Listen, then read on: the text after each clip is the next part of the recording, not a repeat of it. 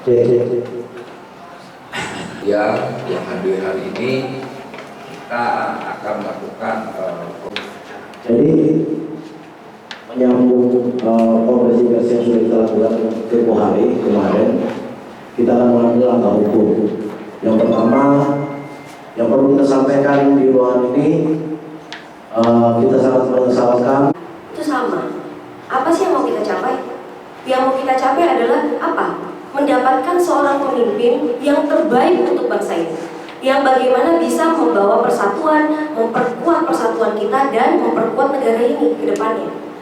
Siapa nih Afifur Rahman, kemudian siapa nih Rudy Eskamri, tapi sepertinya mereka nggak tahu pertimbangannya apa, alasannya udah minta maaf, tapi ya kita datang, kita berharap datang, kan bangsa ini kan punya budaya, datang aja ke orangnya.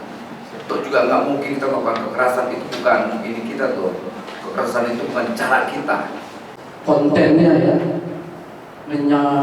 media di kanan itu anak bangsa, saudara Rudy Eskamri, sama juga dalam undang-undang ITE itu pasal 27 ayat 3 selalu kita jaga selama ini. Tetapi proses hukum itu merupakan bagian dari proses damai itu. Ada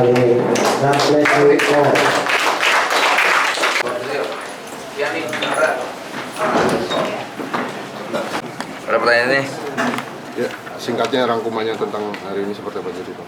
Rangkumannya bahwa kita akan melanjutkan proses hukum untuk Rudy Eskamri dan para penyebar hoax, dan nggak kalah penting kawan-kawan tim hukum kita akan melakukan upaya hukum juga terhadap Asto, karena kita lihat dari pernyataannya di media terkenal Republik ini, pernyataan Asto itu seakan-akan melegitimasi kebohongan yang dilakukan oleh Arifur Rahman dengan kalau tidak ada asap tidak mungkin ada api. Artinya apa yang disampaikan melegitimasi apa yang dilakukan oleh Arifur Rahman ini itu sendiri. Itu. Berarti ada 3 pihak yang dilapor ya Pak? Iya, 3 pihak. Rudy Eskamri, Arifur Rahman dan Hasto. Hasto ya? Hasto. Mana itu si itu tuh Poltak? nanti Itu.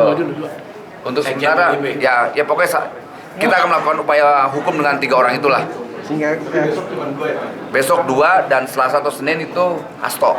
mungkin tadi disebutkan soal materi-materi yang akan dilaporkan, apa pasal yang akan dikenakan? Ini pasal yang akan dilaporkan pasal 14, pasal pidananya Undang-Undang Republik Indonesia nomor 1 tahun 1946 tentang peraturan hukum pidana.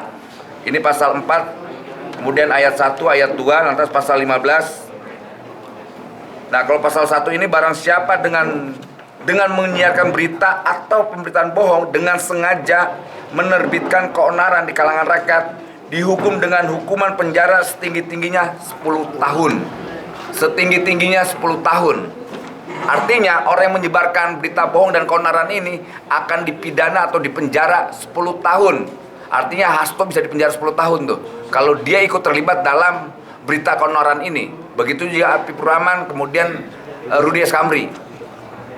Jadi kita tidak main-main soal ini. Gimana Mbak? Terkaitnya laporan ini udah ada komunikasi ke Pak Prabowo atau belum? Nggak ada kaitan kita dengan Pak Prabowo. Ini kan berita keonaran, berita kebohongan. Jadi tidak ada kaitan dengan kalau soal Pak Prabowo itu kan persoalan nama baik dia. Kan kita tidak bicara tentang pencemaran nama baik. Kita bicara tentang berita bohong, keonaran yang disampaikan di publik, gitu Mbak. Kalau dari Pak Prabowo dan Gerindra kan dia lebih mendorong supaya minta maaf dibandingkan langkah hukum ini. Kalau kami ya kalau Pak Prabowo punya pintu maaf ya biarkan. Kami tidak punya ruang untuk pintu maaf sepertinya. Karena saya yakin kalau itu terjadi di relawannya Pak Prabowo, mereka akan brutal menghajar kita. Lebih brutal dan kami nggak mau. Kita punya komitmen bahwa untuk menegakkan demokrasi kita pakai instrumen hukum. Nah, maka ini upaya hukum ini itu harus kita lakukan supaya kenapa? Ada efek jerah. Efek jerah, jangan semua semau-maunya. Dan tidak akan ada pengulangan lagi. Gitu. Dibiarkan alif-alif yang lain akan muncul. Nah, itu kalau dibiarkan akan timbul alif-alif baru, Rudy Eskamri baru.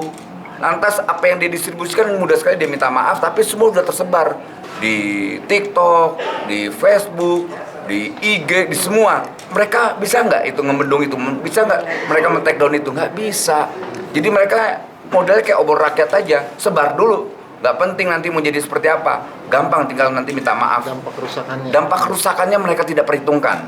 Apa bang efek? Dampak kerusakannya bahwa iya benar Pak Prabowo suka kekerasan, karena opini dan narasi mereka kan begitu.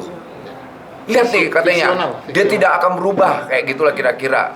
Ya watak dasarnya kayak gitu, ya begitu, mana mungkin orang itu berubah. Dan mereka lupa bahwa tahun 2009 tuh 9 ya 2009. ya 2009 Prabowo dan Megawati kan bersatu. Iya.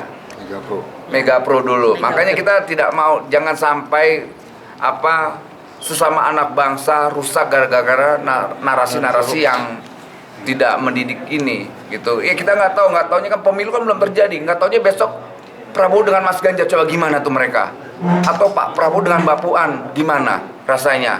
Tapi sekali lagi Mas Ganjar, atau kalau benar si Arief Purama ini adalah caleg dari PDIP, harus berani melakukan tindakan tegas.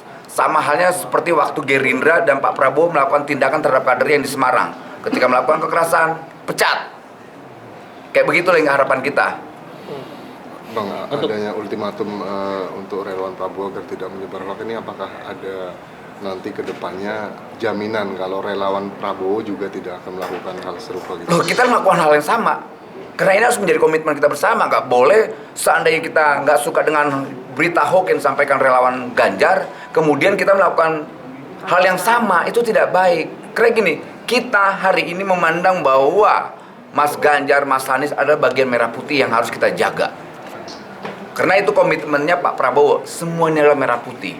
Nggak boleh kita saling menghina, saling mencaci, menyebarkan kebencian. Itu perintahnya Pak Prabowo. Kalau Anda mau jadi relawan saya, jangan menyebarkan kebencian, menyebarkan hoax. Sebarkanlah gagasan-gagasan saya, prestasi saya. Nah, itu pemimpin. Bukan cuma lip service ya, cuma omongan. Itu dilakukan langsung oleh Pak Prabowo dan Partai Gerindra ketika kasus di Semarang. Kasus di Semarang itu jelas. Langsung ada tindakan politik dan tindakan hukum, pecat. Tuh bayangin, itu loh yang kita mau. Bukan cuman, wah itu bukan, saya nggak tahu, itu bukan kami, itu nggak bisa. Jelas kita lihat track ininya dia ya, media sosialnya. Mereka itu adalah pendukung Ganjar.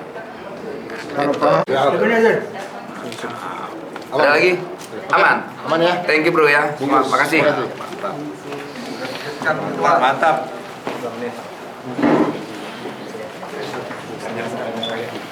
Oh iya, Prabowo juga lagi.